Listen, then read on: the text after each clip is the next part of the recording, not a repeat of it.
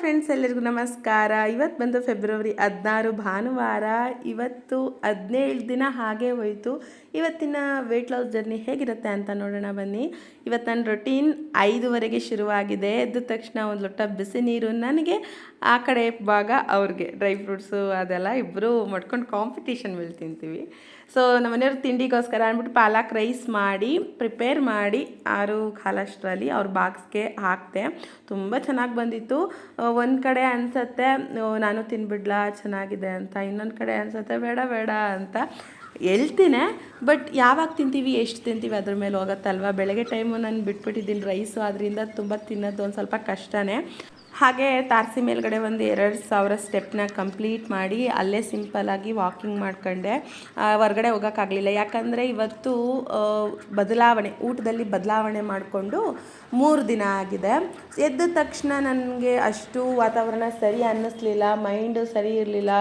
ರಾತ್ರಿ ಮಲ್ಕೊಂಡಿದ್ದೆ 11:30 ಆಗೋಯ್ತು. ಆದ್ದರಿಂದ ತುಂಬ ಹೊಟ್ಟೆ ಹಸಿತಾ ಇತ್ತು, ಕರೆಕ್ಟಾಗಿ ನಿದ್ದೆ ಮಾಡೋಕ್ಕಾಗಲಿಲ್ಲ.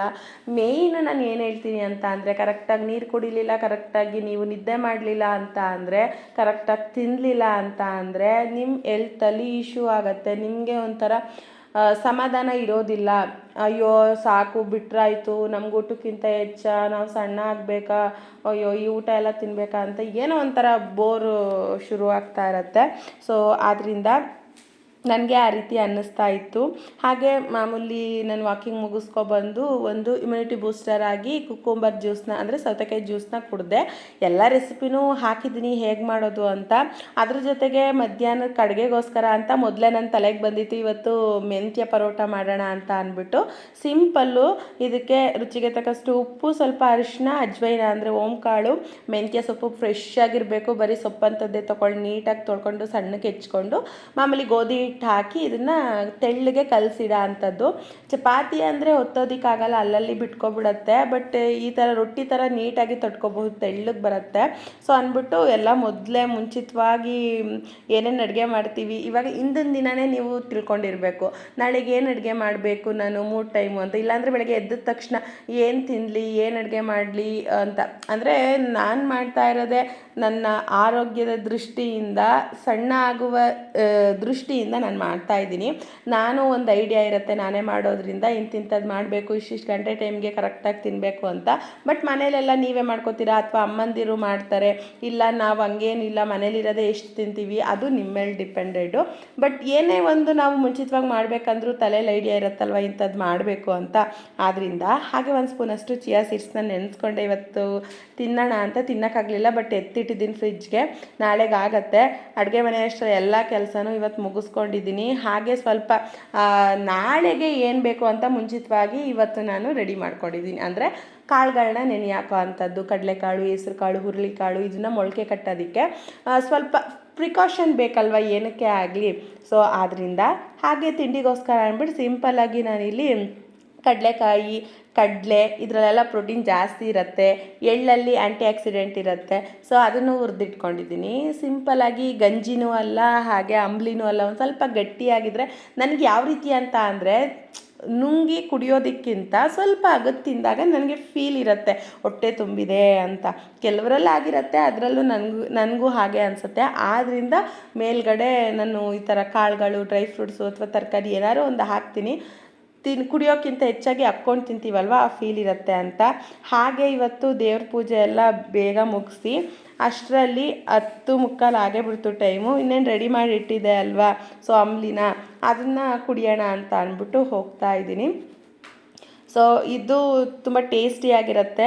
ರುಚಿಗೆ ತಕ್ಕಷ್ಟು ಉಪ್ಪು, ಸ್ವಲ್ಪ ಜೀರಿಗೆ ಮೆಣಸು ಹಾಕ್ಕೊಂಡು ಮೇಲ್ಗಡೆ ಇದನ್ನು ಉದುರಿಸ್ಕೊಂಡು ತಿನ್ನೋಂಥದ್ದು. ಬೇಕು ಅಂದರೆ ನೀವು ಈರುಳ್ಳಿ ಕಟ್ ಮಾಡಿ ಹಾಕ್ಕೊಳ್ಳಿ ಹಸಿಯಾಗಿ, ಇಲ್ಲ ಅಂದರೆ ಮೇಲ್ಗಡೆ ಸ್ವಲ್ಪ ಮೊಸರು ಹಾಕ್ಕೊಳ್ಳಿ, ಕೊತ್ತಂಬರಿ ಸೊಪ್ಪು ಹಾಕ್ಕೊಳ್ಳಿ, ಅದು ನಿಮ್ಮ ರುಚಿಗೆ ಅನುಗುಣವಾಗಿ. ಈ ಥರನೇ ಇರಬೇಕು ಅಂತ ಏನಿಲ್ಲ, ನೀವು ಏನು ಪ್ರಿಫರ್ ಮಾಡ್ತೀರೋ ತಿನ್ನೋದಕ್ಕೆ ನಿಮ್ಗೆ ಇಷ್ಟದ ತಕ್ಕಾಗಿ ಆ ರೀತಿ ಮಾಡ್ಕೊಳ್ಳಿ. ಸೊ ನನಗೆ ಇದು ಇಷ್ಟ ಆಗತ್ತೆ, ಆದ್ದರಿಂದ ಇದನ್ನು ರೆಡಿ ಮಾಡ್ಕೊಂಡಿದ್ದೀನಿ. ಅಂತೂ ಇಂತೂ ಟೈಮ್ ಆಗೇ ಬಿಡ್ತು. ನಾನು ನಿಮ್ಗೆ ಹೇಳೋ ಪ್ರಕಾರ ತಿಂಡಿ ಅಂದರೆ ಬೆಳಿಗ್ಗೆ ಬ್ರೇಕ್ಫಾಸ್ಟ್ ತಿನ್ನುವ ಟೈಮನ್ನು ಮಾತ್ರ ಲೈಟಾಗಿ ತಿಂತಿದ್ದೀನಿ ಅಂತ ಅಂದ್ಬಿಟ್ಟು 10:30 11 ಗಂಟೆ ಟೈಮಲ್ಲಿ ಇಟ್ಕೊಂಡಿದ್ದೀನಿ. ಮೊದಲೆಲ್ಲ 9ರಿಂದ 9:30 ಅಂದಿದ್ದೆ ಅಲ್ವಾ. ಸೊ ಆದ್ದರಿಂದ ಈ ಥರ ಟೈಮಿಂಗ್ಸ್ನ ಇಟ್ಕೊಂಡಿದ್ದೀನಿ. ಊಟ ಕರೆಕ್ಟಾಗಿ 1:30 ಒಳಗೆ ರಾತ್ರಿದು ಊಟನೂ 7 ಗಂಟೆ ಒಳಗಡೆ ಮುಗಿಸ್ಕೊತಾ ಇದ್ದೀನಿ. ಅಂತೂ ಇಂತೂ ಎಲ್ಲ ಕೆಲಸ ಮುಗಿಸಿ ಆರಾಮಾಗಿ ಸ್ವಲ್ಪ ರೆಸ್ಟ್ ಮಾಡಿ ನಂತರದಲ್ಲಿ ಮಧ್ಯಾಹ್ನದ ಊಟಕ್ಕೋಸ್ಕರ ನಾನಿಲ್ಲಿ ಮೊದಲೇ ಕಲಸಿಟ್ಟಿದ್ದೆ ಅಲ್ವಾ ಮೇಥಿ ಅಂದರೆ ಮೆಂತ್ಯ ಸೊಪ್ಪಿನ ಪರೋಟ, ಅದನ್ನು ನೀಟಾಗಿ ತಟ್ಕೊತಾ ಇದ್ದೀನಿ. ತುಂಬ ಚೆನ್ನಾಗಾಗತ್ತೆ ಟೇಸ್ಟು. ಇದ್ರ ಜೊತೆಗೆ ನಾನಿವತ್ತು ತಗೊಂಡಿದ್ದು ಮಾಮೂಲಿ ಸೌತೆಕಾಯಿ, ಅದ್ರ ಜೊತೆಗೆ ಪಾಲಾಕ್ದು ಸ್ವಲ್ಪ ಗ್ರೇವಿ, ಸ್ವಲ್ಪ ಬೇಳೆ ಸಾಂಬಾರು ತಗೊಂಡಿದ್ದೆ. 2 ಇದು ಪರೋಟನ ತಗೊಂಡಿದ್ದೆ, ತುಂಬ ತೆಳ್ಳಗಿತ್ತು ಅಂತ ಅಂದ್ಬಿಟ್ಟು. ಸೊ ಹೊಟ್ಟೆ ತುಂಬಿತು ಅಂತ ಹೇಳೋಕ್ಕಾಗಲ್ಲ. ಬಟ್ ಸ್ವಲ್ಪ ಟೈಮ್ ನಮಗೂ ಬೇಕಾಗತ್ತೆ. ನನಗೆ ಮೇನ್ ಇಲ್ಲಿ ಏನು ಅಂತ ಅಂದರೆ, ಎಲ್ಲರಿಗೂ ಹೇಗೆ ಅಂತ ಗೊತ್ತಿಲ್ಲ, ನಾನು ಎಕ್ಸಸೈಸ್ ಕರೆಕ್ಟಾಗಿ ಮಾಡಿ 2 ಟೈಮು ವಾಕ್ ಮಾಡಿ ಅಥವಾ ಏನೋ ಒಂದು ಆ್ಯಕ್ಟಿವ್ ಆಗಿ 2 ಟೈಮು ಕರೆಕ್ಟಾಗಿದ್ದರೆ ನನ್ನ ಹೊಟ್ಟೆ ಹಸಿವನ್ನು ನಾನು ತಡಿತೀನಿ. ಅಂದರೆ ಜಾಸ್ತಿ ಹೊಟ್ಟೆ ಹಸಿಯೋದಿಲ್ಲ, ಆ ಒಂದು ಎನರ್ಜಿ ನನ್ನಲ್ಲಿರುತ್ತೆ. ಬಟ್ ಮಾಡಿಲ್ಲ ಅಂದಾಗ ತುಂಬ ಸುಸ್ತಾಗ್ತಾ ಇರುತ್ತೆ. ಅದು ಯಾವಾಗಲೂ ನನಗೆ ಆ ಥರನೇ ಅನಿಸುತ್ತೆ ಫೀಲು. ಸೊ ಇವತ್ತು ಹಾಗೆ ಅನ್ನಿಸ್ತಿತ್ತು, ಯಾಕಂದರೆ ಶನಿವಾರನೂ ಸರಿಯಾಗಿ ಮಾಡಿಲ್ಲ, ಇವತ್ತು ಭಾನುವಾರನೂ ಕರೆಕ್ಟಾಗಿ ಮಾಡಿಲ್ಲ. ಆದ್ದರಿಂದ ನನ್ನಲ್ಲಿ ಆ ಎನರ್ಜಿ ಇಲ್ಲ. ತಿನ್ನಬೇಕು ಹೊಟ್ಟೆ ಹಸಿತಿದೆ, ಅಯ್ಯೋ ಸುಸ್ತಾಗ್ಬಿಟ್ರೆ ಏನು ಮಾಡೋದು, ಅಯ್ಯೋ ಹಿಂಗೆ ತಿನ್ನಬೇಕಲ್ಲ ಅಂತ ಏನೋ ಒಂಥರ ಇವತ್ತು ಅನ್ನಿಸ್ತಾ ಇತ್ತು. ಅಷ್ಟು ಹ್ಯಾಪಿಯಾಗೆ ಫುಲ್ ಖುಷಿಯಿಂದ ಎಲ್ಲ ಅಡುಗೆ ಮಾಡಿದೆ ತಿನ್ನಬೇಕು ಅಂದ್ಬಿಟ್ಟು. ಬಟ್ ಈ ರೀತಿ ಬೇಗ ತಿನ್ನಬೇಕು, ಅಯ್ಯೋ ಬೇಗ ಟೈಮ್ ಆಗಲಿಲ್ಲ, ಅಯ್ಯೋ ಇದು ತಿನ್ನಬೇಕು, ನೆನ್ನೆ ಹಿಂಗೆ ಸುಸ್ತಾಗೋಯ್ತು, ಅಯ್ಯೋ ಸುಸ್ತಾಗಿ ಬಿದ್ದೋದ್ರೆ ಏನು ಮಾಡೋದು ಅಂತ ಏನೇನೋ ತಲೆಯಲ್ಲಿ ಓಡ್ತಾ ಇರುತ್ತೆ. ಸೊ ಆ ರೀತಿ ನನಗೆ ಅನ್ನಿಸ್ತಾ ಇತ್ತು. ಮೇಯ್ನು ನನಗೆ ಈ ರೀತಿ ಆ್ಯಕ್ಟಿವ್ ಆಗಿ ಎಕ್ಸಸೈಸು, ವಾಕು, ಯೋಗ ಏನೋ ಒಂದು ಮಾಡ್ಕೊಂಡಿದ್ರೆ ಹೊಟ್ಟೆ ಹಸಿಯೋದಿಲ್ಲ. ಬೇಗ ಬೆಳಗ್ಗೆ ಎದ್ದ ತಕ್ಷಣ ನೈಟೂ ಒಂದು ಸ್ವಲ್ಪ ತಡಿಬಹುದು. ಹಾಗೆ ಸ್ವಲ್ಪ ಸಂಜೆ ಮೇಲೆ ಗ್ರೀನ್ ಟೀ ಮಾಡಿಕೊಂಡು ಕುಡಿದೆ. ಅದ್ರ ಜೊತೆಗೆ ಒಂದು ಸಪೋಟೊ ಹಣ್ಣು ತಗೊಂಡಿದ್ದೀನಿ. ಸಪೋಟೊ ಹಣ್ಣಲ್ಲಿ ಸ್ವೀಟ್ ಜಾಸ್ತಿ ಇರುತ್ತೆ, ಆದ್ದರಿಂದ ಅದರಲ್ಲಿ ಕ್ಯಾಲರೀಸ್ ಜಾಸ್ತಿ ಇರುತ್ತೆ. ಸೊ ಸೈಜು ಸಣ್ಣದಿದೆ, ಇದು ಒಂದು ಸಾಕಾಗತ್ತಾ ಅಂತ ಅನ್ಕೋಬೇಡಿ. ಸೊ ಹೊಟ್ಟೆ ಹಸಿದಾಗ ಸ್ವಲ್ಪನೇ ಸಾಕು, ಹಣ್ಣಲ್ವಾ ಅದು. ಸೊ ಎಲ್ಲ ಹಣ್ಣಲ್ಲೂ ಸ್ವೀಟ್ ಅಂಶ ಇರುವ ಕಾರಣ ಸ್ವಲ್ಪ ನೀವು ಮಿಡ್ ಮಾರ್ನಿಂಗ್ ಸ್ನ್ಯಾಕ್ಸ್ ಆಗಿ ಅಥವಾ ಈವ್ನಿಂಗ್ ಸ್ನ್ಯಾಕ್ಸ್ ಆಗಿ ತಗೊಳ್ಳಿ. ನೈಟ್ ಡಿನ್ನರ್ಗೆ ಜೊತೆ ನೀವು ತಗೋಬೇಡಿ, ಯಾಕಂದರೆ ಅದರಲ್ಲಿ ಶುಗರ್ ಅಂಶ ಜಾಸ್ತಿ ಇರೋದ್ರಿಂದ ಇನ್ನೂ ಶುಗರ್ದು ಎನರ್ಜಿ ಜಾಸ್ತಿ ಆಗುತ್ತೆ. ಆದ್ದರಿಂದ ನೀವು ಆದಷ್ಟು ಈ ಟೈಮಲ್ಲಿ ತಗೊಳ್ಳಿ. ತುಂಬ ಚೆನ್ನಾಗಿತ್ತು ಹಣ್ಣು. ಸೊ ಇವತ್ತು ಹೇಳ್ದೆ ಅಲ್ವಾ, ಜಸ್ಟ್ ಇವತ್ತು ಕಂಪ್ಲೀಟ್ ಮಾಡಿರೋದು ನಾನು 3000 ಸ್ಟೆಪ್ಸ್ ಅಷ್ಟೇ ಕಂಪ್ಲೀಟ್ ಮಾಡಿರೋದು. ನಾನು ಸ್ವಲ್ಪ ಅಷ್ಟೇ ವಾಕ್ ಮಾಡೋಕ್ಕಾಗಿದ್ದು. ಇನ್ನು ಮನೇಲಿ ಆ ಕೆಲಸ ಈ ಕೆಲಸ ಅಂದ್ಕೊಂಡು ಸ್ವಲ್ಪ ಸ್ಕಿನ್ ಬಗ್ಗೆ, ಏರ್ ಬಗ್ಗೆ ಅದನ್ನು ಒಂದು ಸ್ವಲ್ಪ ನಾನಿವತ್ತು ಮಾಡ್ಕೊಂಡಿದ್ದೀನಿ ಕೇರ್ನ. ಅದ್ರದ್ದು ಸಪ್ರೇಟ್ ವೀಡಿಯೋ ಮಾಡಿ ಹಾಕ್ತೀನಿ. ಇದರಲ್ಲಿ ಹಾಕಿದ್ರೆ ತುಂಬ ಲೆಂತಿ ಆಗಿಬಿಡತ್ತೆ. ಇವತ್ತೊಂಥರ ಆ್ಯಕ್ಟಿವ್ನೆಸ್ ಇಲ್ಲ ಅಂತಲೇ ಹೇಳ್ಬಹುದು. ನಮ್ಮ ಮೈಂಡ್ಸೆಟ್ ಹೆಂಗೆ ಆಗಿಬಿಟ್ಟಿರತ್ತೆ ಅಂದರೆ, ಇಷ್ಟು ಊಟ ತಿನ್ನಬೇಕು ಕರೆಕ್ಟಾಗಿ, ಅದು ಹೊಟ್ಟೆ ತೃಪ್ತಿ ಅಲ್ಲ, ಕಣ್ಣಿಗೆ ತೃಪ್ತಿ ಆಗಬೇಕು. ಇಷ್ಟು ತಿನ್ನಬೇಕು, ಇಷ್ಟು ಕುಡಿಬೇಕು, ಅಯ್ಯೋ ಕುಡ್ದಿಲ್ಲ ತಿಂದಿಲ್ಲ ಸುಸ್ತಾಗ್ಬಿಡುತ್ತೆ, ಏನಪ್ಪ ಹೆಂಗಪ್ಪ ಅನ್ನೋದು ನಮ್ಮ ತಲೆಯಲ್ಲಿ ಒಂದು ಕುತ್ಕೊಬಿಟ್ಟಿರತ್ತೆ. ಅದು ಮೇಯ್ನು.